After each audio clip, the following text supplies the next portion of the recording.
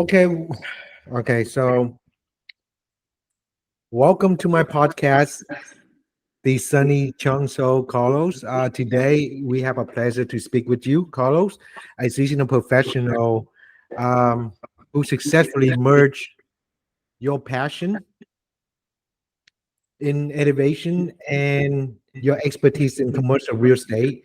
Carlos is not only a captain of American Airline, living out his childhood dream of flying, but also a managing broker and principal of Let Fly Realty, alongside being the president and co-owners of Let Fly Business Advisor with over 17 years of experience in real estate investment and brokerage.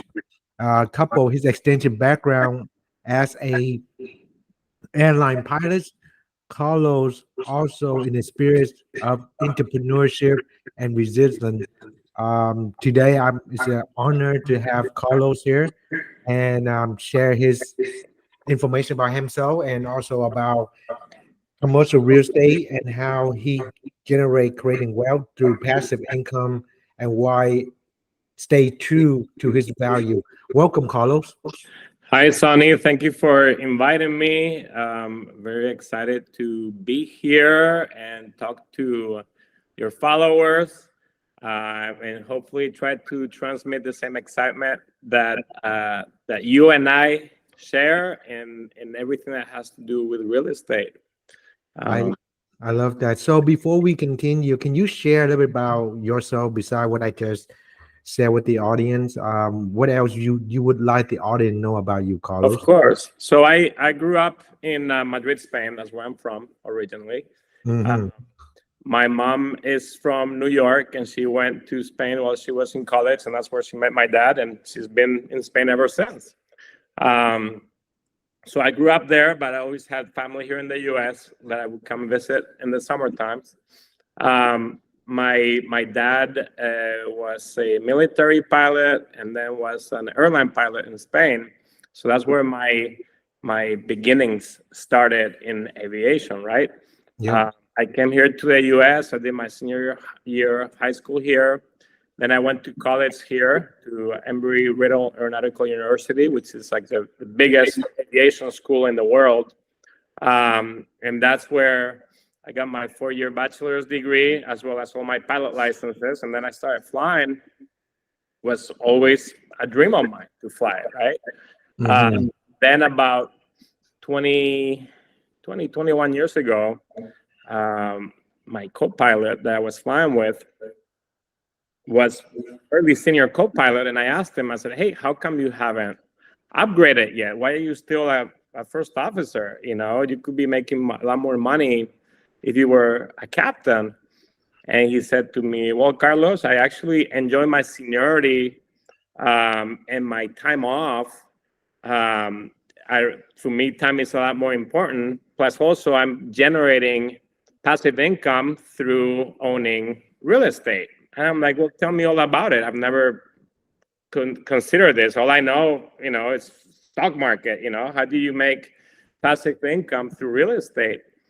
And then he started telling me, about cash flow. He's like, well, have you ever read the book Rich Dad Poor Dad? And I said, well, Mm. I never read that book. He's like, well, that's the first book you need to read, Rich Dad Poor Dad. Because growing up, nobody tells you about, you get educated on how to be an employee. You don't get educated on how to be a master of your own wealth, right? Right. And that book was eye-opening. If your audience has never read Rich Dad Poor Dad, that's definitely the first book that you should consider. Nobody teaches you about money. Nobody teaches you about your financial freedom. And it's something that everybody needs to do and learn at some point in their life, hopefully early enough, so that you can start making changes and start making plans toward your future. So I read that book, and then I started networking with other investors. I started learning more about investing in real estate.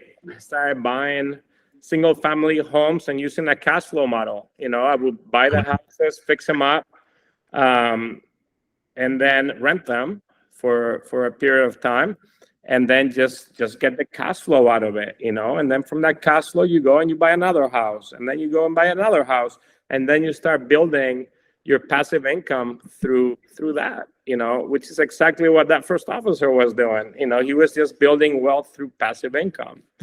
As you start buying more and more houses, then you start realizing, hey, I'm spending a lot of time with all these little houses and managing them. Maybe I need to start considering going into something bigger, such as a small apartment complex, and have somebody manage it for you.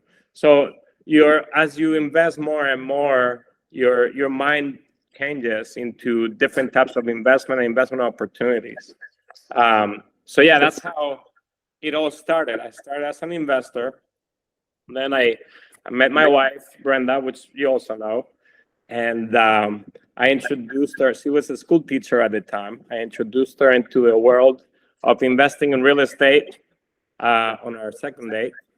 And she absolutely loved it. We were out having dinner at a restaurant. I took a napkin and I started writing cash flow numbers.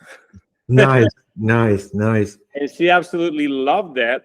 And I told her, I said, you don't make enough as a school teacher. Maybe you should consider quitting that and getting your real estate license, and then start working directly with investors. And that's exactly what she did. She started working. She got her real estate license. She got her real estate license in 2 weeks. Oh, wow. School teacher, she had that winter break, and she just locked herself in a room studying. And then took her real estate exam. And in 2 weeks, I don't know anybody has done it that fast. In 2 weeks, she got her real estate license. And then that following summer, she just quit teaching and just started going full-time real estate, She's never looked back. Working with investors initially, and then eventually I also got my license just because it was hard to work with. So many realtors didn't know how to work with investors. They're used to selling homes, cookie cutter transactions, and they just didn't understand that I wanted to make offers on properties sight unseen, because if not, I was going to be losing those deals. The numbers worked, which is all I care about as an investor. But for them, they were like, but you need to go see the kitchen. You need to go see. And I'm like, no, I don't. I know that I've seen the pictures. The numbers work through an offer. And if it didn't do it fast enough, I would lose on a really good opportunity. So that's when I said I have to get my license so I can start putting my own deals together. I can start making my own offers. So that's how I got my license initially. And then as time went by, again, I was doing mostly my own deals, and some friends and family wanted some help with their buying or selling houses, which I did a few of those, but I could care less. As I said, I have my aviation income. I wasn't in the real estate market to sell property. I was just in the real estate market just for my own investment. And then eventually I got approached by a really good friend of mine who's a commercial lender, who needed help with one of his clients to sell a warehouse. And that was my first time selling commercial real estate. I told him, I said, hey, I don't know anything about commercial other than multifamily. And he said, well, this is a very special client of mine who's going through a very difficult time. Husband is going to pass away from cancer. And you've got some time to prepare and study, but that you are somebody that I trust is going to take care of this client. And you're going to do it not on the perspective of commission based, but you're going to be doing it from your heart and from your faith. And he knows me. That's exactly how I am. So I spent the next 2 months doing nothing but studying commercial real estate. I didn't do any of my own deals or any deals with anybody. All I was doing is just studying commercial real estate, all the basics, and everything needed to work that one transaction. And then when I finally had the opportunity to talk to this person after the husband passed away, I told her, I said, listen, I know this is a very important deal for you. We need to sell this warehouse for you and for your children, because this is the legacy that you and your husband built through a business that you had. And just so you know, I've been studying for the past 2 months. I have no experience selling commercial, but I've done nothing but study to help you on this transaction. I would understand if you rather work with somebody else, but I want you to give me the opportunity to do it, knowing that I am not working with anyone else other than you for however long it takes to sell this building at the best possible price that's going to make an impact financially for you and your family. So she gave me the opportunity, and the rest is history. After selling that building for $3.3 million, I said, I will never touch another residential property again. I fell in love with commercial. And then I just continued pursuing more education, more opportunities, just doing commercial transactions, helping clients, getting leads, then working alongside my wife. We both got our broker license. We both started our company. And then we started hiring agents, training agents. And then eventually, through more and more transactions and more experience, we got our CCIM designation, the most important designation in commercial real estate. Less than 7% of brokers worldwide hold this designation. Less than 1% of the designees are Hispanic. That's the impact that we make. We're the first Hispanic CCIM couple in Texas. And people they know us, they know to reach out to us for their commercial real estate needs, especially in the Spanish market, which is huge. So we're very happy. And that's basically, in a nutshell, the first question that you asked. I think that's great. It's a lot of information that you share. Together for you. Yep. So, Carlos, you touched up a lot of important point. One thing I would want to visit first. How did you stay update and with the latest trend and in the real estate market as a CCIM certified commercial advisor? How do I keep up with what's going on with the trends? So you have to be involved, in commercial. First of all, there's a lot of networking that you have to do. You get to meet other brokers and other commercial real estate professionals in your market area. Okay, that's number one. Number two, you need to follow. You can't be an expert on many things. You have to be an expert of one thing. My passion is retail and restaurants. Particularly, I'm a big foodie, so I like working with restaurants, and doing their both their market and financial analysis. But it's important that you know what's going on in your market. It's important that you know what business is moving into your market and how many jobs they're bringing in, and how that's going to impact your economy in your local market. If a big company comes in and brings 2,000 jobs, how's that going to impact that local community? Well, for those 2,000 new jobs, they may be coming with their families, right? So multiply that times 3, they bring in their wives, they're bringing their children, right? So you're going to need housing for those 6,000, 7,000 people, okay? You're going to probably need more schools. You're going to need more restaurants. You're going to need more retail. That other spouse might have a job they're going to be looking for a job with some other business person who is probably going to need office space as well. So you need to know what's happening, what businesses are coming, how is that going to impact our local market. Thankfully, we live in the Dallas-Fort Worth Metroplex. and give you numbers. We're growing net population growth of about 150,000 people per year. We're growing. We're the fourth largest metroplex in the country. We're going to be passing Chicago hopefully in the next 5 years for number 3 spot, while New York and LA are shrinking. They're the top 2. We have the land to expand and be the number 1 metroplex in the country. And it could happen. But as I said, you need to know your market. You need to know what's coming, and then of course, at a national level, you need to know what's happening. How is the decisions that the government is making? How is that impacting your market? The Fed and the interest rates. When is the Fed going to be making an announcement? What can we expect from it? How is it going to affect our local market, right? That we work on. So you always need to be informed. You need to be briefed.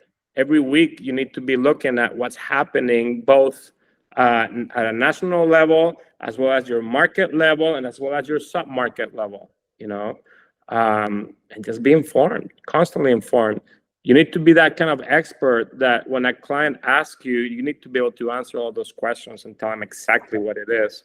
If you do land development, or you work with the land developer, I don't, but I've got agents that do. They need to know the price per square foot or price per acre for that land. And they could be driving around, and if the client asks, hey, how much is this lot going to be? Well, in this area is going to be so much dollar per square foot, or so much dollar per acre. They need to know those numbers. They can't just say, well, let me look it up. No, they need to know. So they need to be the experts in the market. I see. So when you mention about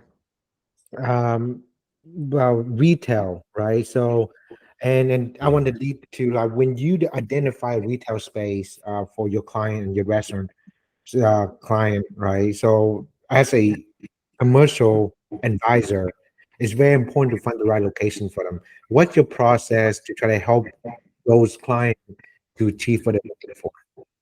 So I like doing a market analysis. On the market analysis, I have to understand who their ideal client is. It's not for everybody. When I look at if I'm dealing with a restaurant, let's give you the example of the Dallas-Fort Worth Metroplex. If you say you want to open up a French restaurant, okay, this is an example that I use all the time, and people have heard me use the example before. Say you want to open up a French restaurant, and if I just do brokerage service, which is what a lot of brokers here do that don't have a CCIM education, the only question they're going to ask is, where do you want to open? And that French restaurant is going to say, well, I want to open up in South Dallas. Well, I'm going to go to South Dallas. I'm going to find a space, and I'm going to help you negotiate the space. You're going to move in, and 6 months later, you're going to go out of business because a French restaurant in South Dallas is not the right place for a French restaurant. It's not the right demographics. People in that area have never even left the state of Texas. They don't have the money to spend for the kind of menu that you're going to be serving there. They don't eat escargot, the snails. They don't eat snails. Yep. It's a culture shock. It's different, right? And that's what happens with unprepared brokers, agents. They just don't know how to provide the additional service that's going to reassure that business to be successful, right? That's where a lot of the CCIM training comes in. I ask questions. So I would ask, and this is part of, it's not brokerage, this is more on the consulting side, on the market analysis. I'm going to ask, well, why do you want to open up in South Dallas? And they're going to say, well, I live close by. And I'm going to tell them, well, that's not a good answer because you're going to go out of business. You don't want to be necessarily a destination restaurant. You want to be a local restaurant where the right the right clientele is going to go to eat your food, right? Right. So then I'm going to ask more questions. Who's your ideal client, right? And they're going to say, well, my ideal client is going to be somebody who is somebody who's from abroad, who may be French or European or even international that eats this kind of food. It's probably going to be somebody, not going to be somebody in their 20s, because they don't necessarily have the money to pay for my kind of menu yet. They may, but it's not my ideal demographic. Probably somebody more like in their 30s or older, probably married with families, management, white collar workers who also travel for who travel to go to meetings, for example, so they have an annual household income above $130,000. They spend I can ask them questions such as, how much do they spend per year in going out to eat for dinner? Or are you going to be open for lunch, dinner? What's going to be your target market? Is it going to be for lunch, dinner, breakfast? And they'll tell me. And I say, well, yeah, I'm looking for households that are spending on average $5,000 a year in going out to dinner. Knowing all those key points, knowing all those metrics, I can figure out exactly where that market lives. So, for example, South Lake would be a great target market for that French restaurant, right? Right. Based on information that I've gathered, right? So then I would say, okay, I recommend South Lake, because that's where you're going to have the right demographics, and you can be the local restaurant within a 5 or 10 minute drive time of that restaurant, and people are going to be coming in there maybe once every other week, or at least at a minimum once a month. They're going to come to your restaurant. So then once we have established that market analysis, then we get to the financial analysis. And that's where I also ask questions. Say, well, if I just ask you, again, if I'm just any agent with no training, well, how much do you want to pay in rent? And that's the wrong question to ask, because even that person doesn't know. It all depends on what part of town you're going to be going to. In South Dallas, the rents may be cheaper, but your income, your gross sales are going to be much lower, right? Right. Whereas in South Lake, the rents are going to be a lot more expensive, but your gross sales are going to be much higher. Correct. So that's the wrong question to ask. The right question to ask would be, what percentage of your gross sales are you looking at having for your rent? And then knowing your market is different for retail, is different for restaurants, and then within restaurants is different if you're selling alcohol or if you're not selling alcohol. So that's more of a targeted question that you need to ask.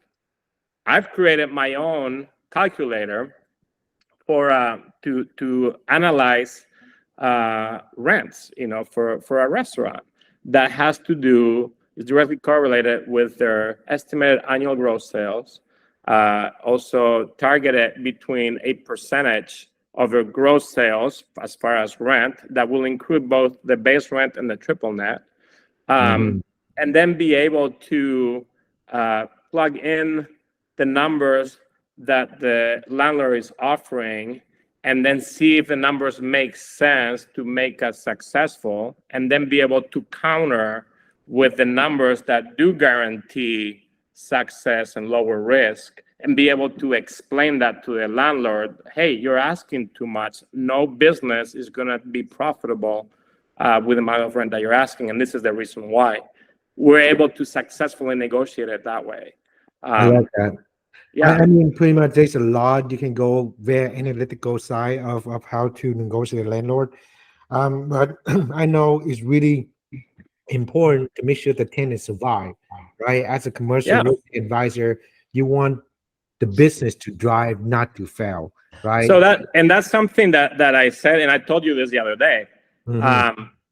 realtors don't realize that the ones trying to do commercial, the ones trying to get into commercial when their background is selling homes. You know, a home is always has some kind of value. Okay, even Absolutely. if the market goes down, that home is always going to be worth something. If the house catches on fire, the insurance company is going to pay you for it. Okay, the home is always worth something.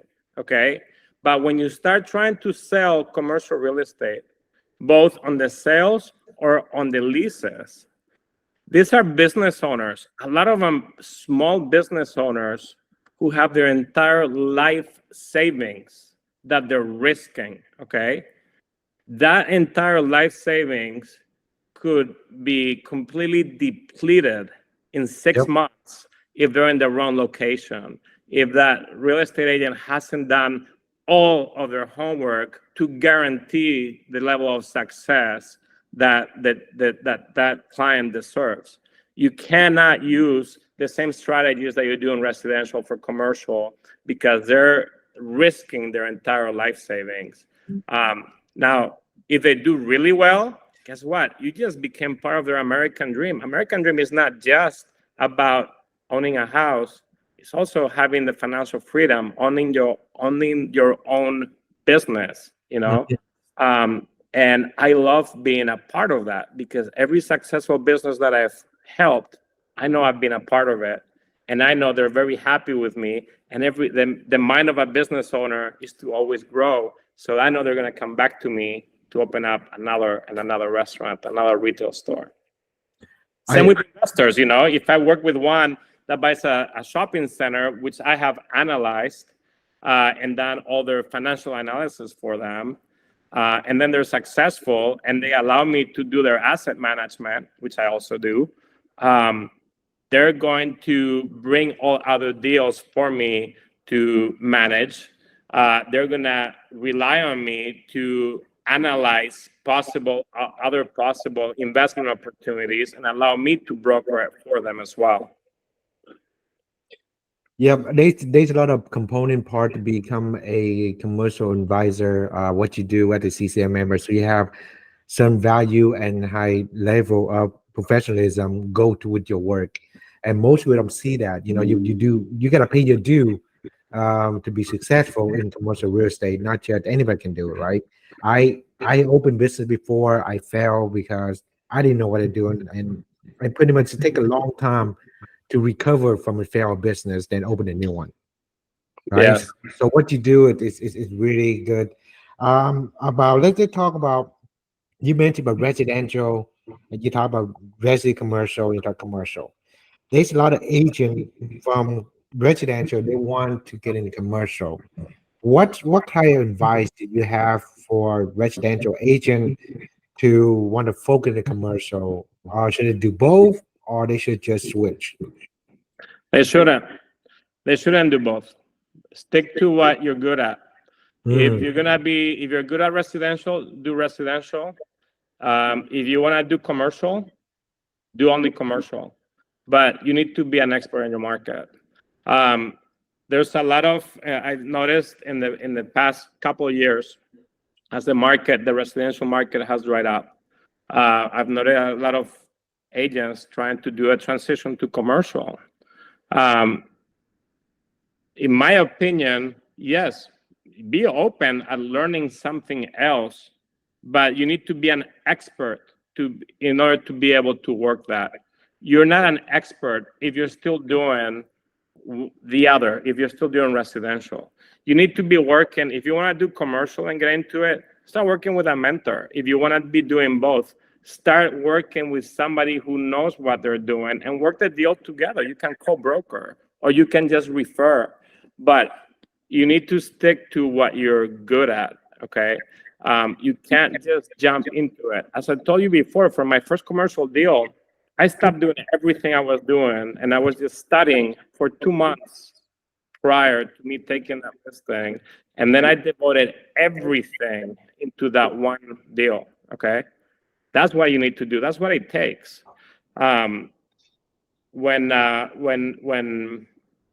see everybody trying to transition, now I start questioning, Why are you doing that? Are you not finding the amount of reward that you need on the residential side when I'm seeing people still be extremely successful selling homes? Yep. So you need to think outside the box. Maybe your local market may have dried up on the housing, but guess what? There's other markets in the same state that you're licensed at. If you're good at selling homes, drive maybe an hour north and you'll find something that's developing, that's growing, that you can still do. In the past week, I was in Miami and I met a lot of agents that just do residential, and it's mind-blowing that they're making $300,000 up to $800,000 in 3 months. Okay, they're making those kind of commissions just in 3 months. They have a system, they have a production system in place that allows them to do that, and they're selling homes. Okay, but they're not just selling homes to homeowners; they're selling it to investors also. So they're still in the same market, but they're not necessarily just selling to homeowners. They're not necessarily just listing agents. Right. They're also able to negotiate much higher commissions than what we're used to. All commissions are negotiable, and I'm not going to talk to you here about commissions and commission structures, but I can tell you that there's no cookie cutter commission structure. You can negotiate how much you get paid. So there's been a lot of desperation lately in the commission structure. Bring what you're worth, and you're gonna get paid what you're worth. Okay. The value you bring in. Exactly. The same with me in commercial. I know what I'm worth. I know the knowledge that I have, and knowledge is power. I'm going to be charging consulting fees. Why? Because I have the knowledge and the experience. It cost me a lot of time to learn what I have learned. And if you want to work with somebody like me who brings all that experience and knowledge and reassures you guarantees, right, as far as protection of your assets, it's going to cost you. If I have no experience, yes, I'm going to be working for a lot cheaper because I have nothing to bring to the table. But you, as my client, you're the one at risk. So you need to understand that. Good thing about business owners in the commercial side is that they understand risk and they can assess that. And they're going to be asking you the right questions, again, to be able to save and conserve the money that they're risking, their life savings. Yep, it's good how it's well put. Commission is one thing. That just a consultant fee, right? Instead of commission. But now to change the NARD, everything else, you can charge based on what you're worth. And with your extensive experience, and you pay your dues already. So to hire someone as a consultant like yourself, the client have to understand the value that you bring to a table. Exactly. And then the other thing about commercial, going back to your question about people wanting to switch from residential to commercial, in commercial real estate, the deals take a long time. Right. They're not immediate. Okay. I just had a restaurant client that I've been working with for the past 2 years. 2 years it's taken. Okay. For me to get my full commission, because it's taken 2 years from the moment we started the process, through analyzing, through negotiating, through closing, through building, doing the build out, for the property until opening, 2 years. But the process long. Deals that you need to start having in your pipeline. So agents that are living month to month based on their sales, and that's where the difficulty comes with residential agents trying to switch to commercial. They know they need to sell 4 or 5 houses per month just to be able to pay their bills. The moment they jump to commercial and the process taking so long, they're having to forego a lot of their residential deals, and that can hurt them economically. So unless they have a plan in place, um, or savings, and knowing that the commercial process takes a long time, it's hard for them to switch over. And I understand that, and I see it all the time. I have a second income through aviation in my case, right?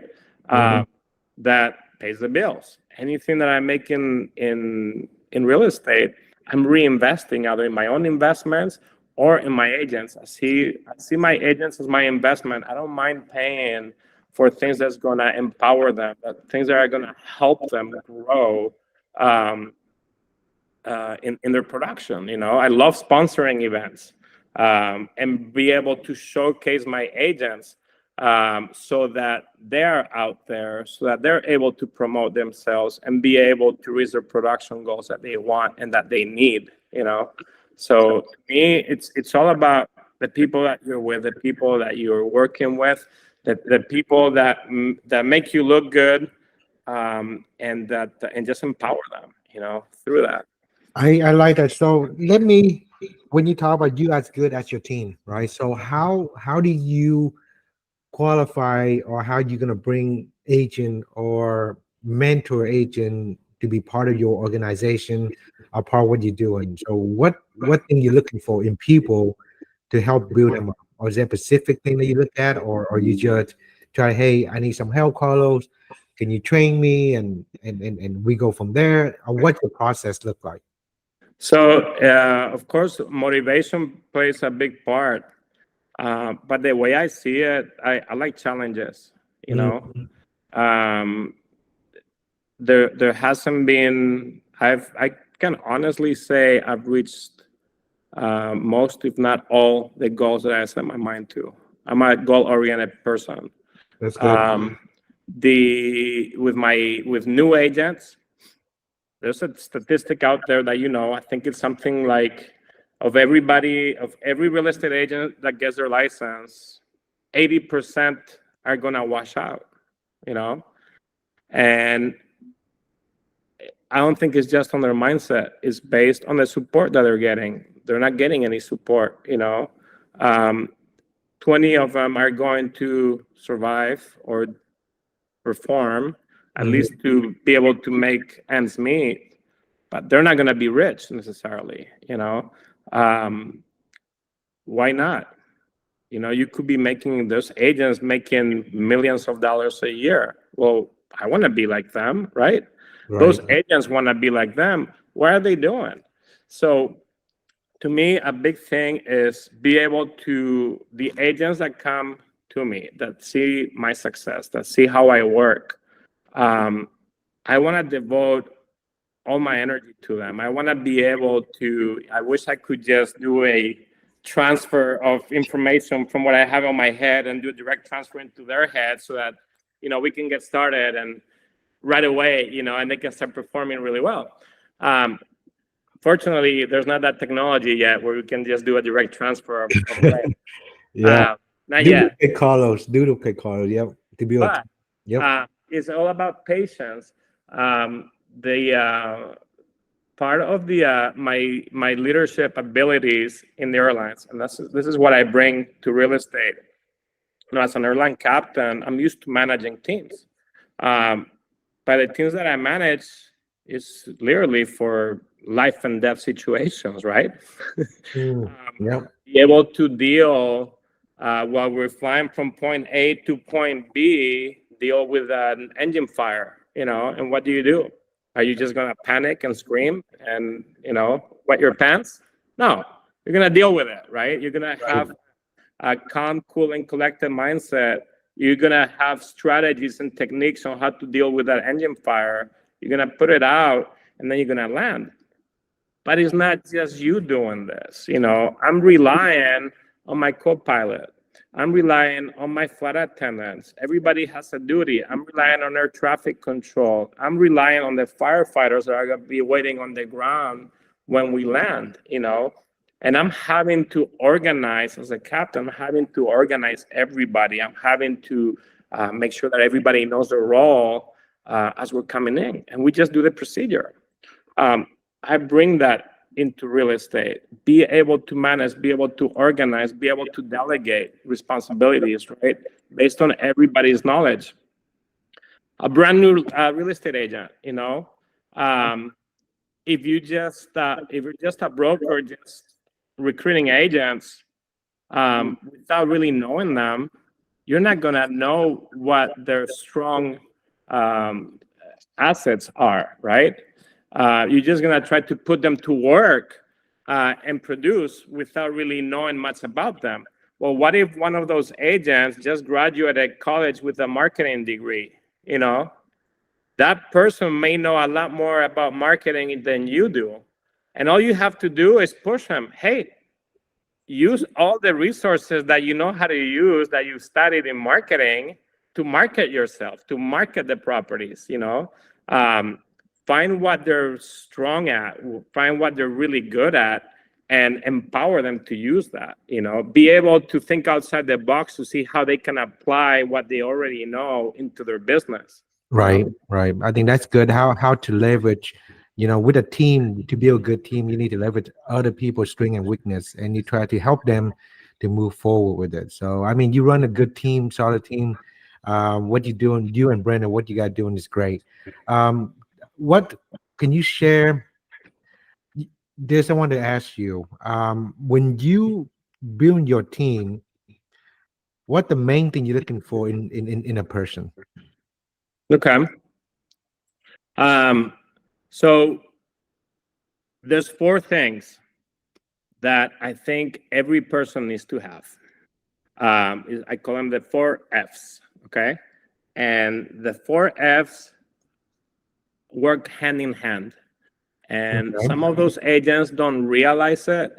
They may be strong in some of the Fs and not so strong on the other ones. But as long as they realize this after I talk to them, everything will work together. Number 1 is their faith. If I don't care what religion they are, but as long as they have faith, I know they're going to be doing things ethically. They're going to be doing things for the greater good. They're going to be strong and in their faith. They're going to be a strong, good-willed person. Okay. Number 2 is family. They need to spend time up with their family. Money is not everything. Life is too short. Be able to spend that time with your family. Be able to grow those connections. My kids are growing up. My son just turned 18. He's ready to move on in life. And I'm like, where did the time go? Yeah. But yeah, family is big, and people get too distracted from work to spend enough time with your family. So try to organize, some dinner with your family every week. Try to figure out what they're doing. So we have faith, family, fitness is number 3. Okay, you yourself, how you're fit. How I was extremely overweight a few years ago because I just let go of everything, and as I lost the weight, I lost over 70 pounds. Wow. I realized that I have more energy to do things, You look great, by the way. It gave me, thank you, and it gave me more energy to be able to do the things I couldn't do before. Run around with my kids, with my little one, with my 6-year-old, or be able to spend more time and more energy into my team, into working instead of just sleeping and trying to rest. I don't need to rest. I have energy to spend. Let's do it, and be able to enjoy the weather, go out running. I ran a full marathon last year, which was never in my imagination that I could ever do. That's amazing. That's amazing. I want to do that, but I need to work on my health. One with the F thing. So of course you need to work on your health, on your fitness. Yep. If you're a smoker, consider to quit smoking, Sonny. Yes. Thank you for calling me out on my podcast. Yes. Thank you for that. I will. So you need to work on your health. Again, your family will appreciate it, Absolutely. and it's gonna help everything. Okay. And then, so we have again faith, family, fitness, financial goals is the fourth F. Okay. So your Mm, financial goals, that's where you're gonna put there. Well, what are my goals? How much do I need to make my financial to be able to pay my bills? How much do I need to make to, on top of that, be able to save for the future, emergency funds? How much do I need to make to be able to save toward retirement? How much do I need to save in order to build a legacy for my children? And how do I invest that money too? It's all, they all four F's work together. Okay, they you do. you cannot um, do one or emphasize one without the others. If you put too much energy on working too hard to increase your financial, your family is going to suffer from it.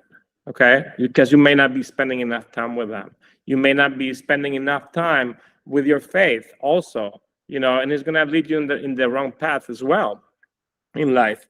And you're definitely not going to be working out, if you're too into the financial aspect. So then you're going to be unhealthy, and then you're going to be having to take more medication and having to go to the doctors, and it's going to cost you even more money. Yeah. So all the Yep. extra money that you're making from putting so much time working, you're going to be spending in doctors. You don't want to be doing that. No, So I it all like works how. together. I'm sorry. Go ahead. So it all works together. So yeah, Mm, so that's what I tell my agents initially as they come in. It's like, okay, let's see where you are at, with your 4S. Let's see how we can change your mindset in that way, so that you organize yourself a little bit better. And how can I be of service to you to help you be productive and meet your financial goals, which is where I'm at as your broker, right? I'm part of mhm. financial F. I'm not into your faith or your family or your fitness. That's on you. But I'm on your financial F and how I can help you. But you also need to be aware of those other three, and that's on you. Okay.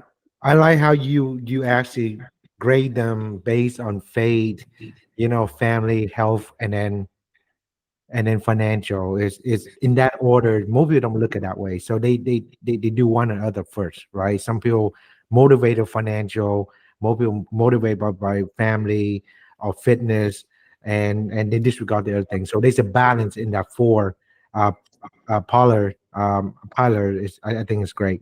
um Before we wrap this thing up, Carlos, thank you very much for your time. But before I let you go, there's something I want to ask you. It just say what I ask all my guests about this question. Okay, let's say you accomplish what you have in your life, everything you've done, that your your financial goal, your face is there, your family, and your fitness, all the achieve done, right? We all have expiration date in our Yes. life. So let's say if there are three lessons that you can take to another place that you want to share to the world currently that you have right now, and then you want people to remember you by, what would that be? Mhm. Well, you build a legacy for your family. Okay. For me, it's all about them. I have two children in the autism spectrum. My 18-year-old and my 6-year-old. My biggest fear is what's going to happen to them when I'm not around. Everything needs to be set up for them because they're going to need help.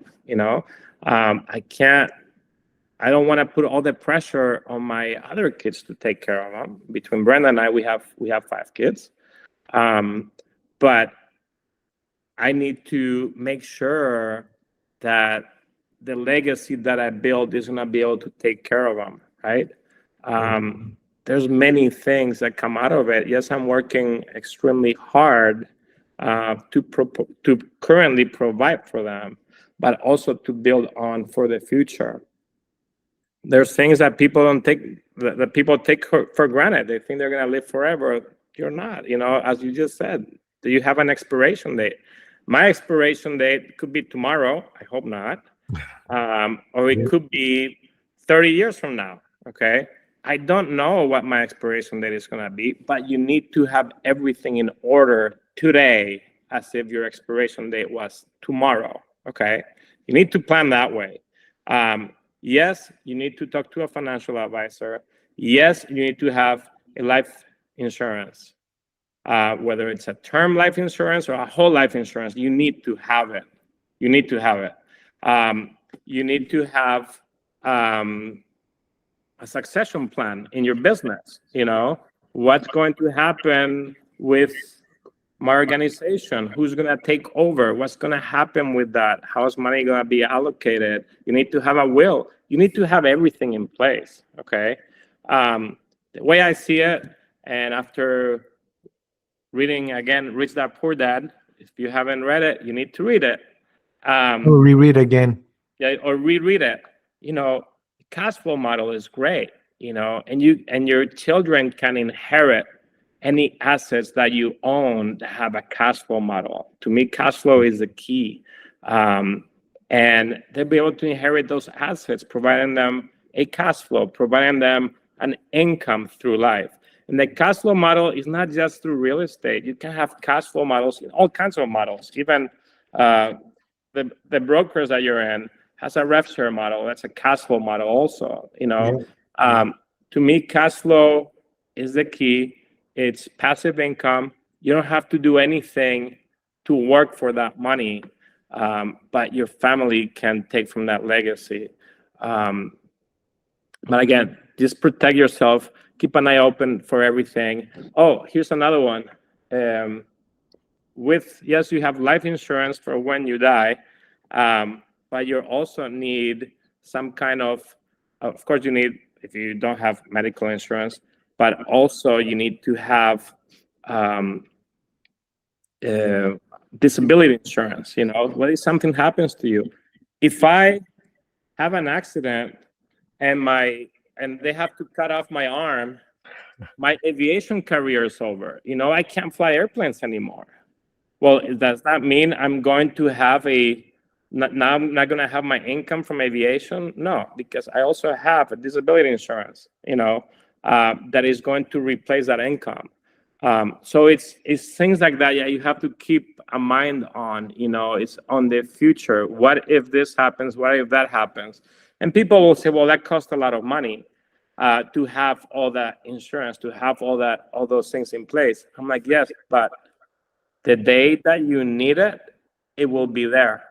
If you don't have it set up, I'd rather pay for it and not need it than need it and not have it, because there's a lot of people that are depending on me. So that's how you have to think. So mainly I see about family. That's very important to you, right? I love it. You're a man of family value. So what are the two things that you want people to remember you by if you gone? That you say with the word. What do you think? I'm a very I'm a very simple person. I want people to remember me by somebody who actually cared. Who actually was willing to take a risk on people. I look at everybody as somebody with an opportunity, as somebody with a drive. I see somebody. I don't have any prejudice with anybody. I look at everybody as a blank piece of paper where we can build from. So I think I can say I'll be remembered as somebody who loved to create opportunities, who loved to network and enjoy life with everyone that's been around me, and that I get along with everybody. I think that's good. So you are very easy to go with. Sound like you like to give back. Just a blank canvas, and then you just try to help people along the way. So what one last thing, Carlo? That one you want people to know that your accomplishment that you haven't shared with people yet. What one thing you're proud of that you would like to leave behind if you could? Um, hmm. I don't know how to answer that question because I think everybody knows how I am. My legacy really is what people that have shared time with me know me about. Um, be able to inspire, be able to motivate, be able to um, yeah to just spend that time with people and help them become better than they are, be able um, to pull from them all the possibilities that they have and know that there's no goal high enough that you can't reach, that. Mm, And if you think that you can reach a goal, maybe your goal is not high enough, you know. yeah. Um, you I need love to that. put even the impossible goals. They need to be out there because then, if not, they're not even a goal, Yeah. And you should aim at the highest possible goal because that's a goal, I, right? I I really enjoy our podcast today, and reaching our goal is really high expectation, right? And Yeah. if you achieve it, that's the goal. But you have at least something to aim for. For me, I want to be developer, so I'm trying to work on multifamily. It's a huge goal for me where I'm at. It takes time, like you say, is dedication, training, learning, get mentor, Yes. You finding. need to spend a lot of time. I Yep. mean, just a lot of time studying that. And you know what? You're never gonna know everything. No, you I'm don't. learning 20 years in the real estate business, and I'm still learning. I'm still learning every day. And there's always somebody that you're going to be learning something from, Here's Right. one. So um, me at my age, I'm not very good with technology, but technology is the future for any type of business. Yeah. Well, I created an Instagram account. My kids are teaching me how to use Instagram for my business. I just posted my 5th reel and I got a message from Instagram today saying, "Hey, congratulations on your 5th reel." So anyway, you're gonna see me posting a lot more, but I'm learning. This is also part of the process of learning and applying it to your Yep. business. Absolutely. I would definitely share it with you. You can post on your There you social go. media so that way we can both learn together and grow together. Well, Carlos, I think it's great. Thank you very much for spending some time with me today and share your thought and your journey and how your life and what your value is. I appreciate your time. Okay. Thank you, Sonny. You were Thank great. you. Hang on.